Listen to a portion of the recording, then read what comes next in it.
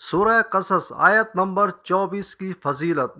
یہ دعا حضرت موسیٰ علیہ السلام نے اللہ تبارک و تعالیٰ سے مانگی تھی جس وقت فرعون اور اس کے مشیرین نے آپ علیہ السلام کے قتل کا فیصلہ کیا تھا، اور آپ علیہ السلام مصر سے نکل کر مدین پہنچے تھے، اور بزرگ مدین کی 2 صاحبزادیوں کو پانی بھر کر گھر روانہ کرنے کے بعد آپ علیہ السلام درخت کے سائے میں آئے تھے۔ اس دعا میں آپ علیہ السلام نے اللہ سبحانہ و تعالیٰ کے حضور اپنی نیاز مندی ظاہر فرمائی تھی کہ اے میرے رب، آپ جو بھی خیر میری طرف نازل کریں گے میں اس کا محتاج ہوں۔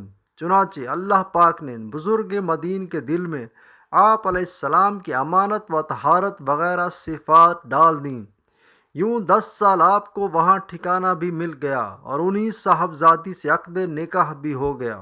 اس پس منظر اور تاثیر کو دیکھتے ہوئے بزرگ فرماتے ہیں، اگر کسی کی شادی نہ ہو رہی ہو یا اچھا رشتہ دستیاب نہ ہو رہا ہو تو اس کو چاہیے کہ اس آیت کو کثرت سے پڑھے، انشاءاللہ جلد شادی ہو جائے گی۔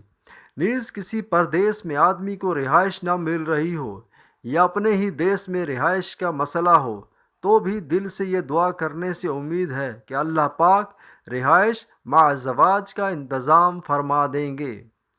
ربی انی لما انزلت الی من خیر فقیر، اے میرے رب، تو میری طرف جو اچھی چیز اتارے میں اس کا محتاج ہوں۔